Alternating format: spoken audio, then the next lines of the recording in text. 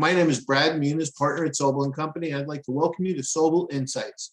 Sobel Insights is a series where we provide some brief information on various topics. Our goal is to keep these sessions to 15 minutes. At this time, we do not offer CPE. If you have any ideas for topics or presenters, please feel free to reach out to me. Our topic today is staffing shortages. Our presenter is Laura Crothers Osborn, who's the president of Crothers Consulting. And staffing shortages, I know that companies are extremely concerned about hiring, trying to find people. You run an HR consulting firm. How do you see this great resignation impacting clients? Yeah, Brad, it's been kind of crazy, right? These last few quarters. So what did they say? There's over 25 million people have resigned since the summer, and 3% of the nation's workforce have been resigning. Our unemployment rate is still low. And so you've got this collision of the resignations as well as trying to really find the war for talent.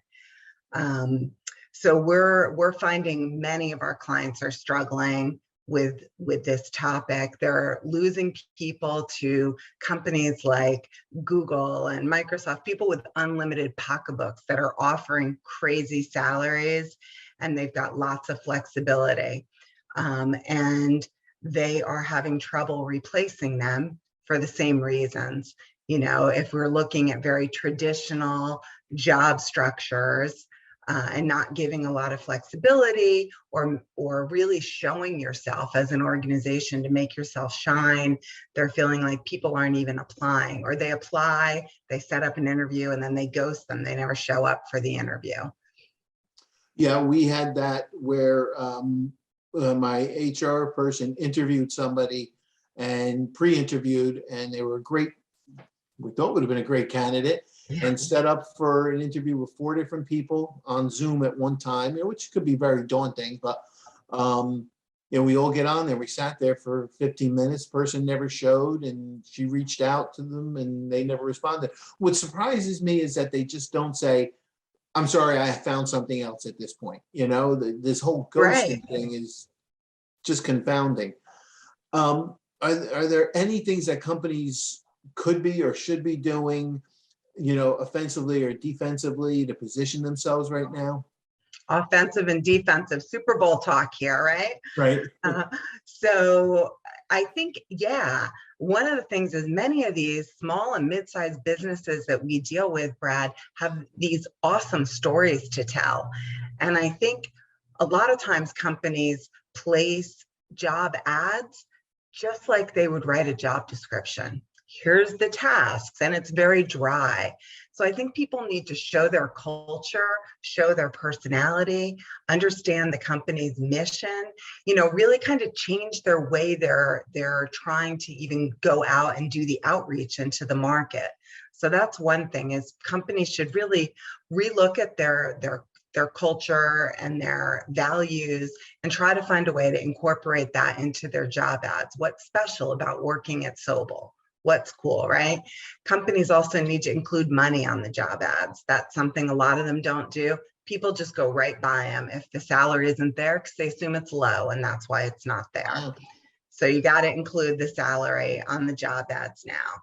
You need to consider potentially different types of jobs. So are you going to allow people, to work from home? What would that mean? How much work from home? Can you recruit globally now, or are you still limited to a local market?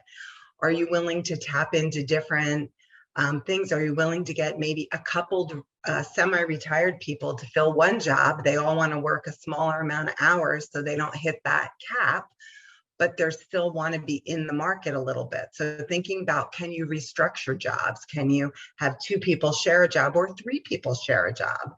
There's a benefit to that. You want to benchmark your compensation again, making sure that you are market competitive so you don't get surprised when people are saying, well, your competitors are offering $10,000 more. So understand, and it's not all about money. I think that for people, it is about the culture and what's my boss going to be like, and how am I going to be treated? And do I see my peers, and what kind of collaboration do we have? And then a lot of times it's that what kind of mentoring and developing are we going to get? You know, is this person going to be a mentor to me? What's my career path? I know you guys have worked a lot on that, you know, Right. at Sobel. And I think people want to know that, especially newer people into the marketplace. You know, what is that going to look like? Some other things that we're talking about is solicit candidate feedback. So if you can get that person that ghosted you to talk to you, maybe in a month, you know, why did you not show up? You know, we understand you've probably taken another job by now, but we're just looking for some information. You know, we want to know what we did or didn't do during the process that had you walk away and not even tell us, right? It's Sometimes people will tell you. right. It's interesting about the ads. I believe Colorado is already a state that says you have to put the salary range in your job placements. And I was against it for market purposes, but if that's what's going to make you more attractive. The other thing is I've been thinking about it a lot lately, just as us it relates to a firm, is, you know, we've always hired people, said, you know, you can be partner. We're going to try and make you a partner, you know, one day. In reality, people join and they may not even want that, but they feel they have to tell you that. So to your comment of start changing, restructuring your jobs, now offer the jobs to people that want to become partner and people, those that just want a job, that just want to put in a certain amount of time and get the paycheck, you know, not looking Right, for and a they might career. want to work with some cool clients. You guys have lots of nonprofits and cool clients. So, you know, you could potentially get people that way. You can really help these nonprofits get to the next level, or, you know, this client, right? There's lots of different reasons people take work. It's not all about money. Right. Right. No, that's really interesting. You know? So the one thing that I've heard that you've said, and I find it really interesting now, especially with this, you know, the one comment that I hear people saying all the time is a Jerry Seinfeld comment. Instead of who are these people, is where are these people? You know, so you've made a different comment that says hire slow and fire fast.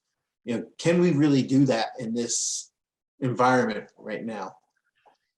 So I've been having this conversation a lot. Yes and no, right? I still think you don't want to just get a butt in the seat that's not the right butt. For all those reasons, we both understand what that means. It's a training curve, and then you're going to end up terminating the person. It costs money and time and resources and morale, lots of things.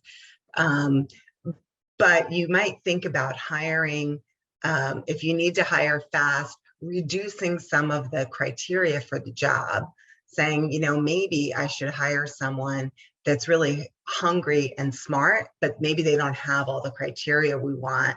We can train them, versus getting somebody with all the criteria that isn't hungry or smart.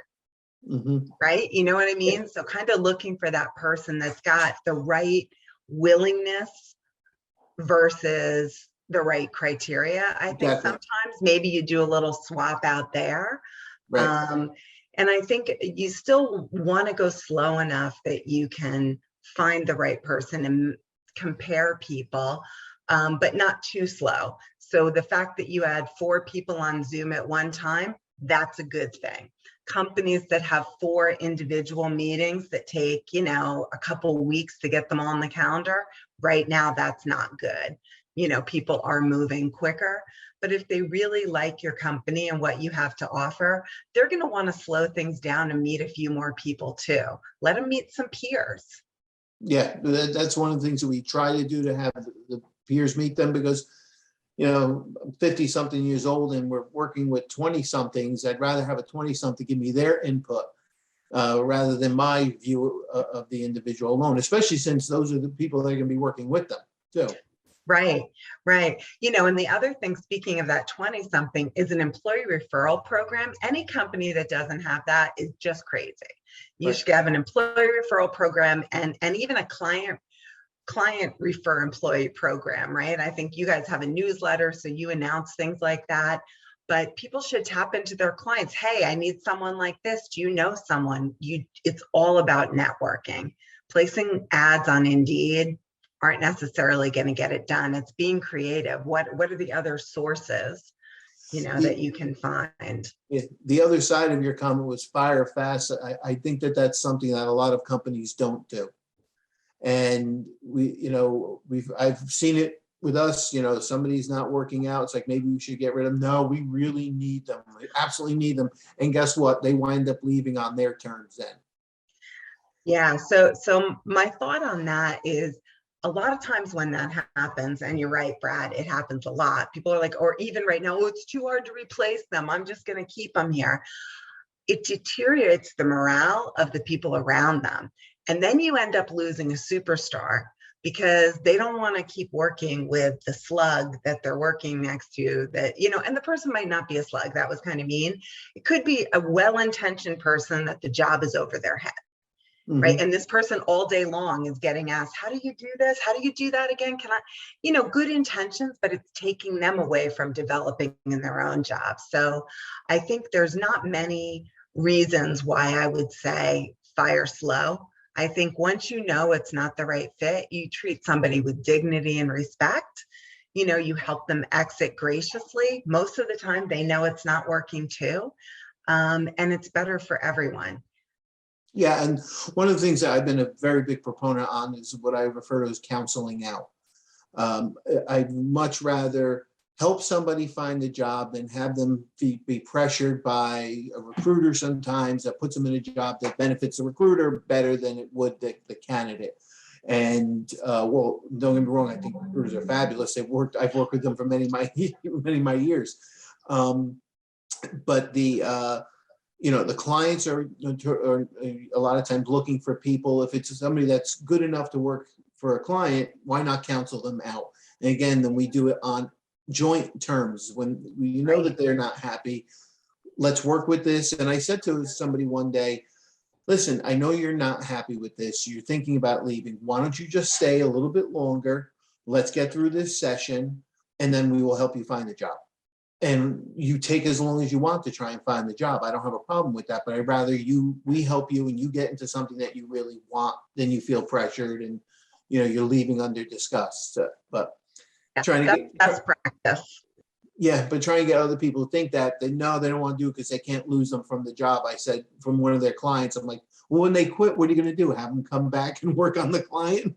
Right. It's better to have an orderly transition like you described and have somebody participate in it. And it's easier for them to get a job while they have a job. So for all those reasons, that's kind of what I say, treat somebody with dignity and respect. We're all professionals, right?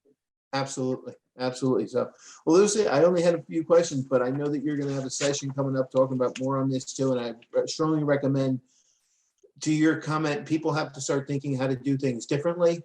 And sometimes they don't have the ideas. And I always say on these sessions, they should be reaching out to the professionals in that particular area. And you're a professional in this area of consulting as to hiring practices. So I strongly recommend people talk to you because it's a different day and age now. So.